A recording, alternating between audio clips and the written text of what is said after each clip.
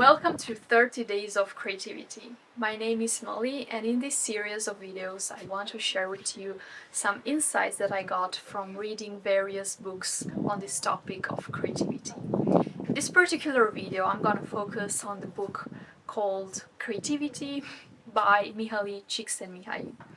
This book was an eye-opener for me because it emphasized the idea that creativity does not exist in a vacuum, and it's not at all just about the person coming up with an idea. And this is the first point that I want to talk to you about. Creativity is not just about the individual. Creativity arises at this intersection between the individual and their social-cultural context.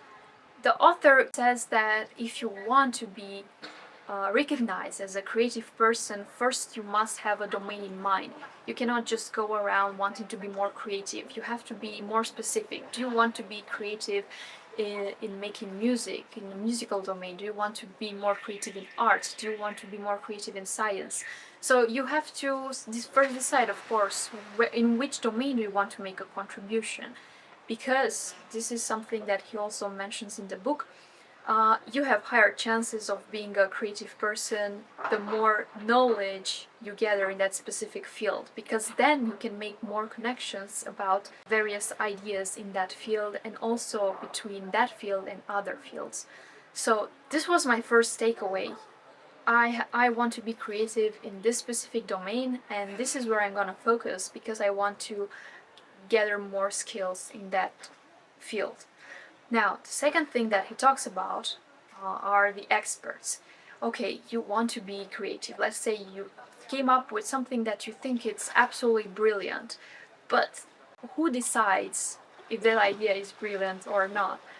He goes on to say that for that idea to be considered revolutionary, it first must be assessed by the experts in the field. So say you come up with a new mathematical theorem. Well, that theorem has to be first checked by other mathematicians to assess if it's correct or not. So this is how I started to realize that creativity, it's in a way a social construct, because you come up with an idea. It is not you who does the final verdict if what you came up with is creative or not. It's other people. And you can actually see this on social media. You don't need to be acknowledged only by the experts of the field, but everyone can give their opinions on your art or on your output. And if there is a second takeaway that I got from this book, it's exactly this, that you have to put yourself out there, because if people don't know about your creative outputs, about what you do and your ideas, you cannot make a contribution to a field. So unfortunately, there is this social aspect of creativity where you have to share with the world what you came up with. And to be completely honest with you, I think it's a little bit uncomfortable at first to talk about creativity from this social perspective, because that makes us think about what we create and if it's valuable or not to someone else, not just to us.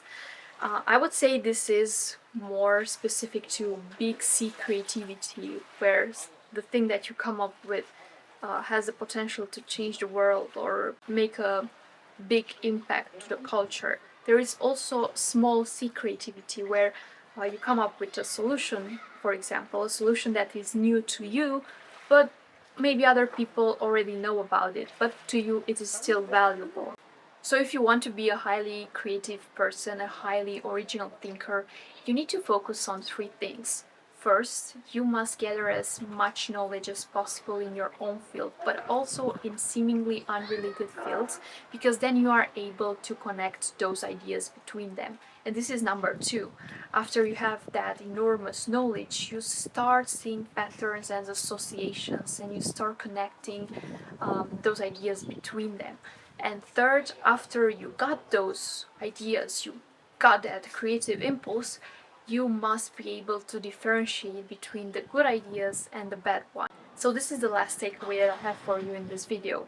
If you want to be a highly creative, original thinker, You must focus on reading and learning as much as you can in your field, but also in other fields, so that you can connect and make associations, which is a very important part of creativity, between different ideas.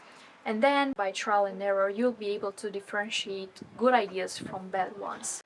Let me know what you think about this video, about the ideas that I presented to you from this book, and if you have opposing views on the topic, and stay tuned for the next videos.